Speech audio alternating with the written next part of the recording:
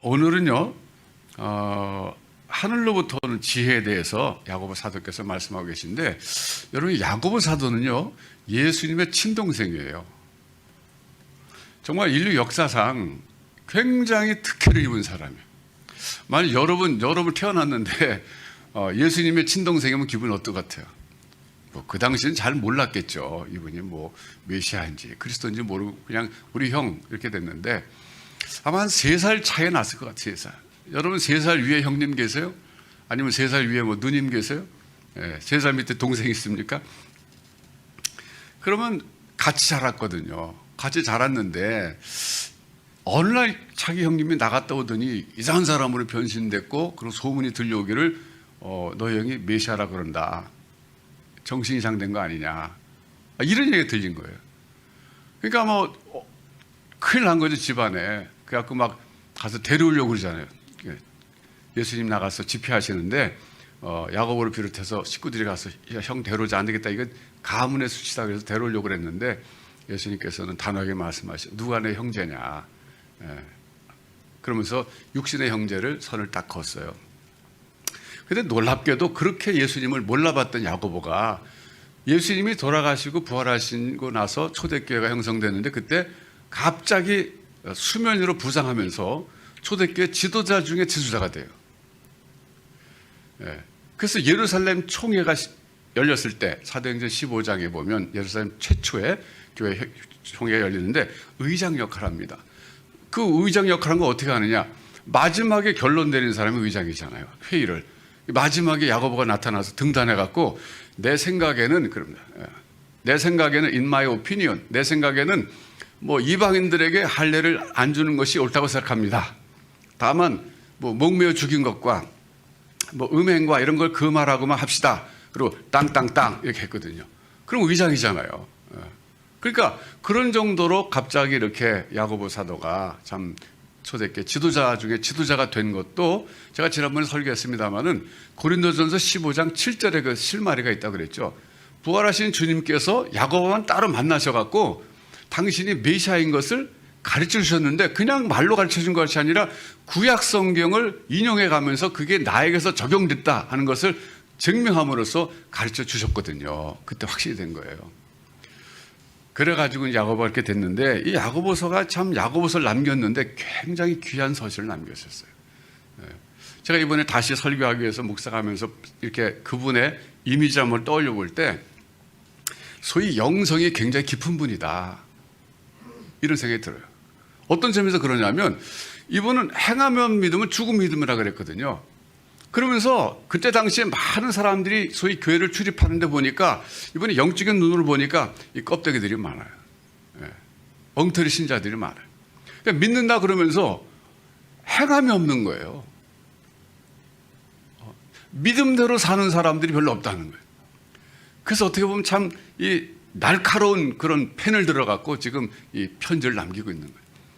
그래서 야고보서의 주제는 뭐냐면, 키워드는 뭐냐면, 행함이 있는 믿음이라 진짜 믿음이다, 이런 얘기. 근데 그 행함이란 건 뭐냐면요, 열매로 나타난다. 열매.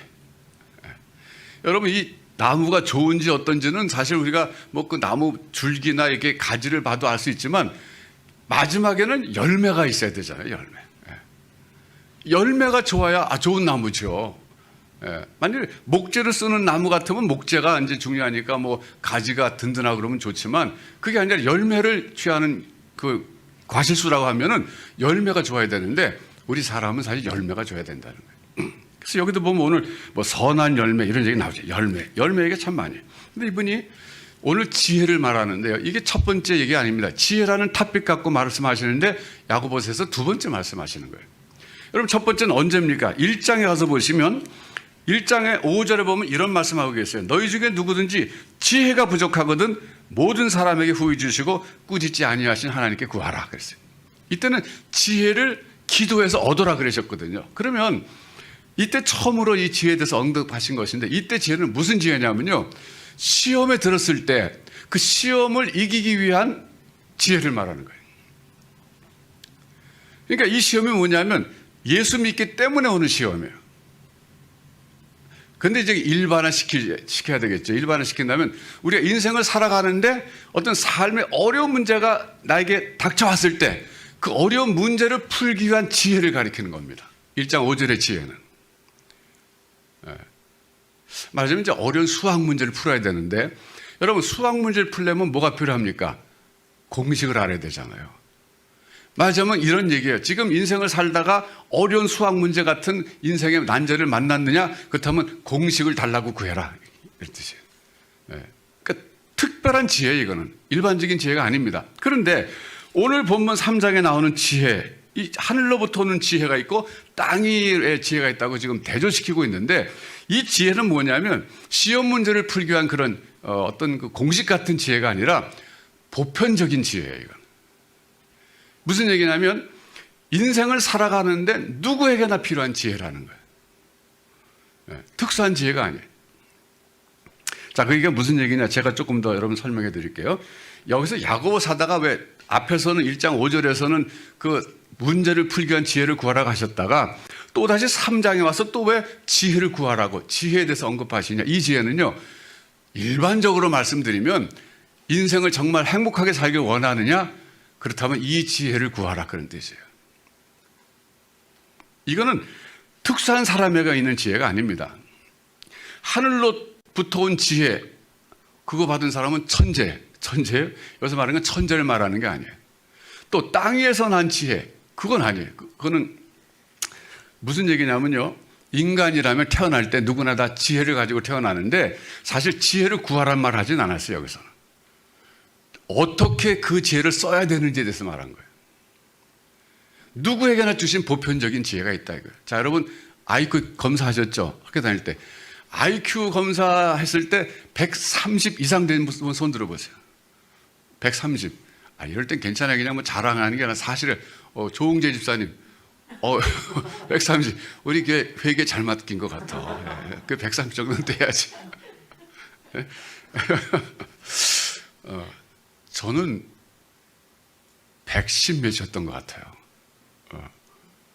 150 이상 된 분, 150. 없네, 150은. 여러분, 그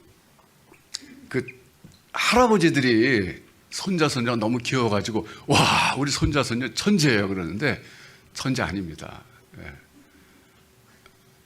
천재는 어떤 사람이냐면요, 아무리 나이가 들어도, 아무리 연구하고 지식을 얻어도 얻을 수 없는 지혜를 가진 사람이 이게 천재예요. 자, 무슨 얘기냐면요, 발달 심리라는 게 있거든요. 우리 교육학에서 발달 심리라는 게 있는데 뭐냐면 사람이 아이로 태어나가지고 자라나는 과정에서 4가지 발달을 해나간다는 거예요. 지적 발달, 인지적 발달, 정서적 발달, 사회적 발달, 도덕적 발달 해나간다는 건데, 특별히 두 번째 인지가 이게 그 카그니티브 디벨롭먼트, 인지 발달인데, 지적 발달인데, 이 지적 발달에 단계가 있다는 거예요. 1살 때 지적 발달 단계가 있고, 2살 때, 3살, 4살, 나이에 따라서 이 스테이지에 따라서 발달하는데, 어떤 애는 조금 빨리 발달하고, 어떤 애는 조금 늦게 발달할 차이가 있을 뿐이지, 그 나이가 되면 다 발달한다, 여기까지는. 그러니까, 할아버지, 할머니들이 우리 아이 천재야, 그거는 옆집에 뵀으면 조금 빨리 발달했거든요. 근데 천재는 뭐냐면, 발달 과정에 없는 걸 깨닫는 사람이에요. 이게 천재예요. 그러니까 여기서 말하는 하늘로부터 온 지혜는 꼭 천재가 가르치는 게 아니에요. 이건 그냥 평범하게 누구나 태어날 때 다 가지고 나온 지혜가 있는데 그 지혜를 어떻게 쓰느냐에 따라서 그게 하늘로부터 온 지혜일 수 있고 땅 위의 지혜일 수 있다는 얘기예요. 그러면 하늘로부터 온 지혜와 땅 위의 지혜의 차이점이 뭐냐면요, 간단해요. 땅 위에서부터 나온 지혜의 그 열매가 있는데 그 열매 뭐냐면 시기와 다툼과 분쟁이라는 거예요. 하늘로부터 온 지혜를 잘 쓰는 사람의 열매가 있는데 그건 뭐냐면 화평이라는 거예요. 저는 오늘 이 설교를 준비하면서 이렇게 비유를 드리고 싶었어요. 칼이 있는데, 흔히 쓰는 비유잖아요. 그 칼이 외과 의사의 손에 들리면 사람을 살리는 도구가 되지만 강도의 손에 들리면 사람을 해치는 도구가 되잖아요. 그러니까 무슨 얘기냐면 모든 사람들에게 하나님이 똑같이 지혜를 주셨다는 거예요. 태어날 때 마치 칼을 들고 나온 것처럼. 그런데 야고보 사도가 지금 강조하는 건 뭐냐면 그 칼, 그 지혜를 어떻게 쓰느냐에 따라서 그것이 땅 위의 지혜가 될 수 있고 하늘로부터 온 지혜가 될 수 있다, 그런 얘기예요. 그러니까 그 지혜를 잘못 써가지고 분쟁과 다툼과 시기만 늘 일으키면 그거는 땅 위의 지혜고, 그 지혜를 잘 써가지고 내가 속한 공동체 내에서 화평을 이루면 그건 하늘로부터 온 지혜다, 이런 얘기. 그러면서 여기 쭉 보시면 말이죠, 하늘로부터 온 지혜와 땅 위의 그 지혜의 특징이 16절에 나옵니다. 땅 위의 그 지혜는 시기와 다툼, 혼란과 악한 일, 이게 열매예요. 그런데 위로부터 난 지혜의 특징, 열매는 뭐냐면 첫째 성결, 그 다음에 화평, 관용, 양순, 긍휼, 선한 열매, 이런 것들이 가득하다. 자, 여러분 이제 여러분 생각하실 때예요. 이제 제가 설교를 할 때는 항상 설명해 주다가 이제 자신에게 좀 적용해야 될 타이밍이 오는데 지금 그때입니다. 여러분 지금까지 인생을 살아오면서 한번 가만히 양심껏 생각해 보세요. 여러분이 가는 곳에 시기와 다툼이 많이 일어납니까? 아니면 시기와 다툼이 있다가도 화평이 이루어집니까? 잘 생각해 보세요. 이건 제가 손들라고 그러지 않을 거예요. 개인 프라이버시니까. 좀 개인적으로 생각해 보세요. 아니, 이거 정말 중요한 거예요. 제가 목회하면서 보니까요, 어디 가나 문제를 일으킨 사람은 어디 가나 어떤 문제를 일으켜요. 그래서 그가 속한 공동체를 막 들쑤셔놔요. 근데 어떤 사람은 어디 가나 항상 막 들쑤셔 놓은 곳에 가서 화평케 해요. 참 신기해요. 그게 바뀌질 않아요, 잘. 그러니까 어떻게 보면 그게 라이프 스타일이 된 거예요. 제가 전에 언제 한번 얘기했잖아요. 어떤 며느리가 자기 시어머니에 대해서 평하기를, 우리 시어머니는 항상 주변에 자기가 미워하는 원수가 있어야 산대요. 그러니까 그 원수를 씹는 힘으로 사는 거예요. 중국 무협 영화 보면은 주인공의 그 삶의 그 에너지가 어디서 나와요? 원수를 갚기 위해서. 역경과 고난도 막 이겨내잖아요. 그러니까 그것도 삶의 힘이에요. 그러니까 무슨 얘기냐면 우리가 삶을 살아가기 위해서는 에너지가 필요한데 그 에너지의 소스가 어디냐, 그게 중요해요. 그 에너지가 있어야 되는 거예요. 예. 근데 그게 하늘로부터 오는 에너지냐, 땅 위에 그 잘못된 에너지냐, 이게 문제인 거죠. 에너지가 없으면 누구나 다 열정이 없어요. 그러니까 삶을 살아갈 때 어떤 이 패션이 있어야 되는, 패션. 사람이, 젊은 사람이나 나이 든 사람이나 어떤 삶에 무슨 패션이 있어야 되는데 그 에너지거든요. 그 에너지의 원천이 어디냐 이거죠. 여러분, 근데 이제 우리가 이제 성경 말씀에서 이런 그 참 쉽게 말하면 이제 이 착하게 살아라 그런 얘기거든요. 이 착하게 살라 그런 얘기예요. 그러니까 어디 가든지 착하게 사는 사람이 화평케 하는 사람이다 이거죠. 피스메이커.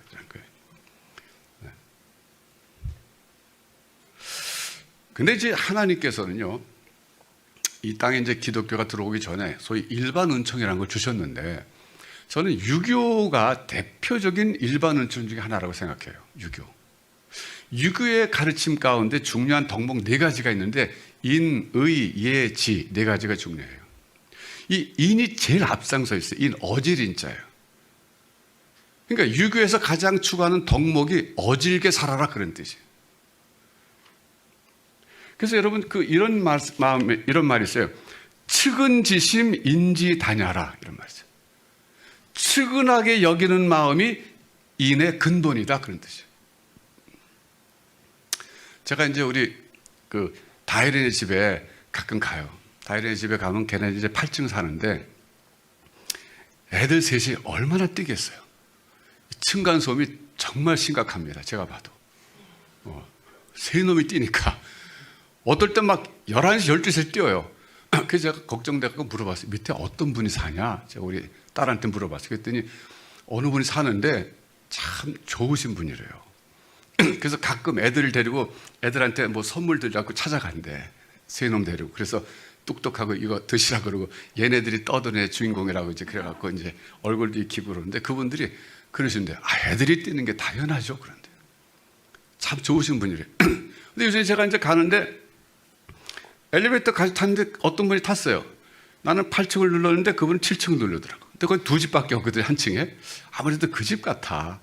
그래서 제가 8층 사는 애들의 할아버지입니다. 했더니 웃으시면서 막 반가워하시더라고요. 네.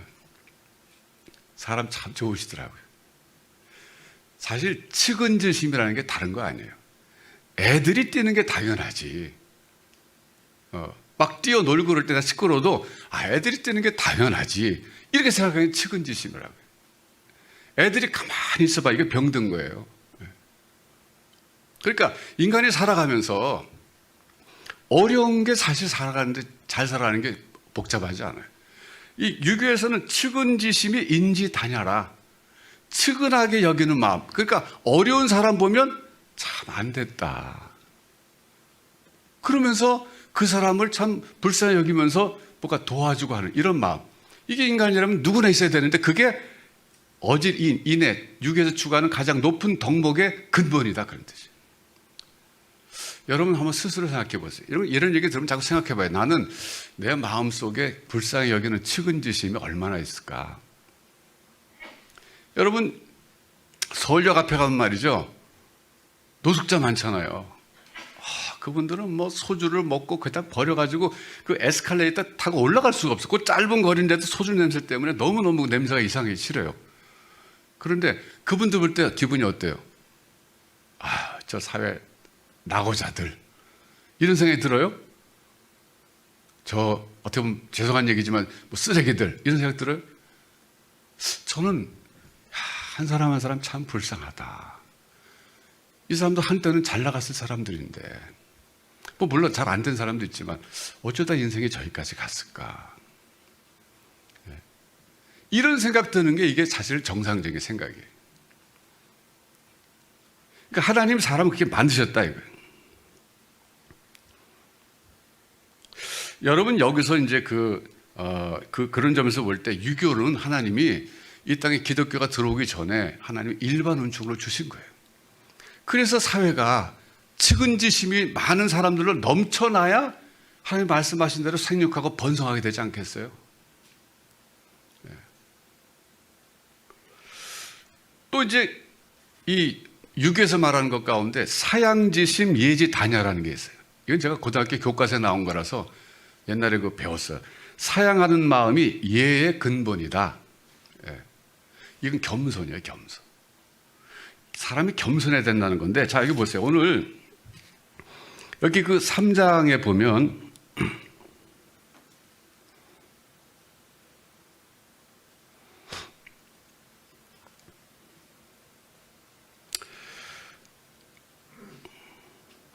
(13절에) 보면 너희 중에 지혜와 총명이 있는 자가 누구냐? 그는 선행으로 말미암아 지혜의 온유함으로 그 행함을 보일지니라 그랬어요. 지혜의 온유함이라 그랬는데 여기 지혜의 온유함이라고 하는 게요. 겸손에서부터 온 지혜 그런 뜻이에요. 온유라고 번역됐지만 이게 겸손에서부터 온 지혜 그런 뜻이에요.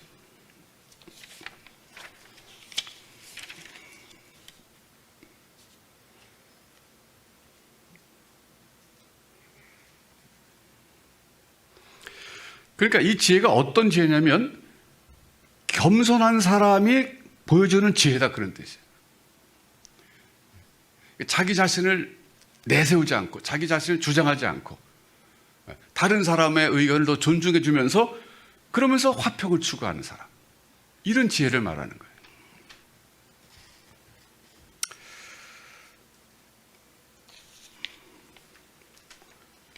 그래서 여러분 여기 지혜의 온유함이라고 그랬는데 온유라는 게 온유를 번역했지만 이 겸손이에요, 겸손. 그래서 겸손으로부터 비롯된 지혜 이런 뜻이에요. 교만으로부터 비롯된 지혜는 얼마나 사람을 해치겠어요. 네. 자, 이제 제가 말씀을 좀 정리해 볼게요. 이 지혜라는 것을 우리가 두 가지 좀 생각해 볼 필요가 있어요. 오늘 본문의 지혜를. 하나는 뭐냐면 내 인격의 열매로서의 지혜, 어떤 덕목과 같은 것이죠. 그런 지혜라고 볼 수 있고, 또 하나는 뭐냐면 삶을 발전시키는 데 쓰는 지혜 있어요.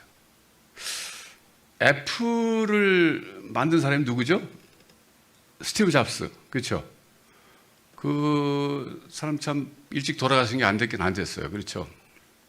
병원에 갔으면 될 텐데 자기 독자적으로 한번 치료해보겠다고 그래갖고 좀 빨리 돌아가신 것 같은데, 뭐 그분의 뭐 삶에 뭐 결함이 없겠어요. 그렇지만 그분이 끼친 공헌이 있잖아요. 인류 역사 발전에 이 애플향을 만들어 갖고 이 참 인류 생활에 편리함을 줬고 발전을 이룬 점에서 볼 때는 그의 지혜가 한몫한 거거든요. 저는 여기 우리 다윗교회 아이들이 앞으로 다니엘과 에서 같은 사람이 되게 해달라고 기도를 하는데, 그 사람의 사회생활의 특징은 뭐냐면요, 사회와 인류 발전에 기여하는데 자기들의 지혜를 쓰는 사람이에요. 하늘로부터 온 지혜를 받은 사람은 자기 유익만 구하는 데 쓰지 않고 뭔가 사회 발전을 위해서 자기 지혜를 쓰는 사람이 돼야 된다, 그런 얘기예요. 다시 말하면 이것은 직업과 관계된 지혜예요. 자기가 하는 일과 관계된 지혜예요. 여러분 지금 하는 일이 있잖아요. 직장에서 전문성을 요하는 일들이 많을 거예요. 그런데 그 일을 좀 더 잘하게 해달라고 하나님께 지혜를 구해보세요. 왜냐하면 내가 하는 일을 통해서 이것이 발전되면 사회가 발전하는 것이고 다른 사람들이 유익을 얻게 되는 것이라면 여러분들이 주실 줄 믿고 기도하셔야 돼요. 하나님 나 좀 도와주세요, 그게 아니에요. 돕는 게 아니라 내가 하나님의 심부름꾼인데 하나님의 일을 내가 대신하는 건데, 일을 하기 위해서 내가 지혜가 필요하거든요. 하나님 지혜 좀 주세요. 저는 그래서 예수 믿는 사람들이 사회에서 얼마든지 하나님께 지혜를 구해가지고 그 지혜를 가지고 소위 성공할 수 있다고 저는 믿습니다. 구하지 않아서 그런 거예요. 그러니까 구할 때 확신이 없기 때문에 그래요.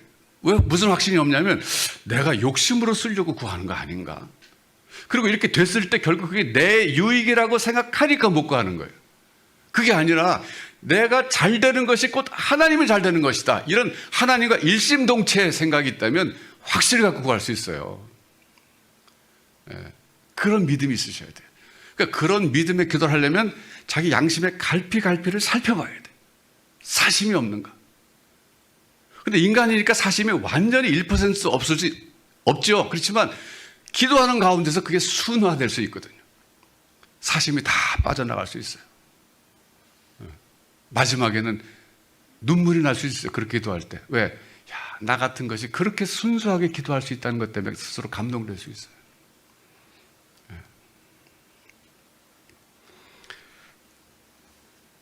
그래서 저는 우리 다윗교회 우리 자녀들, 또 여러분 어른들, 현재 직장생활하고 사회생활하는 분들이 하늘로부터 온 지혜로 충만하게 되시길 축원합니다. 내가 하는 일에 있어서 하나님, 이건 정말 지혜가 필요해요. 결국 이 화평을 이루는 결과가 가져와야 돼요. 하나님 제게 지혜 주셔서 이 분야에서 제가 많은 기여하게 해주세요. 발전을 이끌어내는 동력이 되게 해주세요. 이렇게 기도해 보세요. 그러면서 내 마음의 동기를 살피세요. 왜? 너 왜 그렇게 되기를 원하냐? 제가 불순물이 조금 있긴 있지만 점차 없어지게 해주시고 정말 하나님의 뜻을 이루는 나의 세계가 되기를 원해서 그렇습니다. 그렇게 기도해 보세요. 그러면서도 기본적으로는 우리에게 필요한 것은 덕목으로서의 지혜, 인격의 열매로서의 지혜. 결국은 내가 속해 있는 공동체가 가정이면 가정, 교회면 교회, 직장이면 직장에 나로 인해서 화평케 되는 열매들이 있어야 된다는 거예요. 내가 지혜를 써서 문제가 있을 때 그걸 풀어가지고 화평의 열매가 맺어질 때 나는 하늘로부터 온 지혜를 받은 사람이 된다, 그거예요.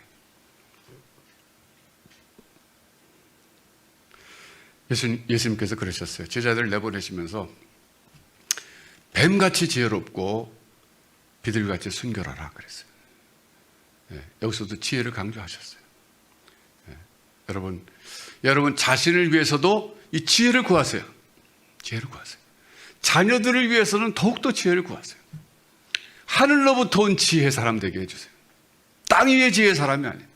땅 위의 지혜의 사람은 이기적이고 질투하고 분쟁을 일삼고 시기와 다툼 때문에 화평이 깨어지는 데 역할하지만 하늘로부터 온 지혜를 받은 우리 아이들이 가는 곳곳마다 소위 말하는 평화의 사도로서 하나님 피스메이커들로서 인생을 살아가게 해주세요. 여러분, 그럴 때 행복하지 않겠어요? 미국의 어느 크리스찬 닥터가 나름대로 연구해갖고 자료를 모았는데요, 마음의 평화가 없을 때 그때 생기는 병이 몇 가지인가 살펴봤대요. 그러니까 정신적인 스트레스 오는 질병의 그 개수를 살펴봤더니 뭐 100몇십 가지가 되더래요. 그러니까 자기는 그래서 환자가 오면 그렇게 얘기한대요. 마음에 왜 그렇게 평안이 없으십니까? 그런데 그 일리가 있어요. 근데 화평케 하는 자로서 인생을 살아가게 되면 그 사람 마음속에 먼저 화평이 있다는 증거예요. 내 마음에 평화가 없는 사람이 어디 가서 피스메이커 역할을 할 수 있겠어요? 그러니까 화평케 하는 삶을 사는 사람은 이미 복을 받은 사람. 복을 받은 사람. 여러분 살면서, 인생을 살면서 이제 느끼시지 않아요? 깨달으시지 않았어요? 정말 인생의 행복이 어디서 오느냐? 관계가 화평할 때 오잖아요. 돈이 아무리 많으면 무슨 소용이 있어요? 관계가 나빠서 아무도 주변의 사람이 날 좋아하지 않을 때 그건 불행한 거예요. 나는 돈이 없어도 주변의 모든 사람들이 나를 좋아하고 나와 같이 있고 싶어 그러면 그건 그 사람은 행복한 사람이에요. 그래서 여러분, 오늘 이 지혜, 하늘로부터 오는 지혜, 이 지혜의 특징은 화평이다. 이 지혜의 특징은 인류 발전에 기여하는 것이다. 그런 거예요. 여러분, 자신을 위해서도 자녀를 위해서도 이걸 구하십시오. 근데 믿음으로 구하시기 바라요. 기도하겠습니다.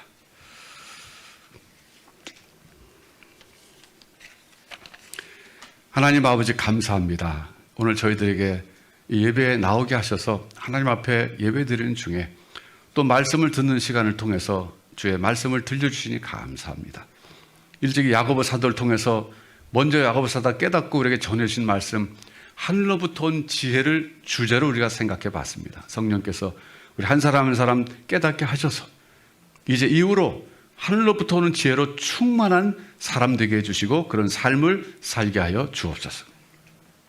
우리 다윗교회에 있는 자라난 다음 세대들, 하늘로부터 온 지혜로 충만한 자들이 돼서 인류 발전에 기여할 뿐만 아니라 가는 곳곳마다 화평을 이루어내는 하나님의 자녀들, 행복한 인생들 되게 하여 주시옵소서.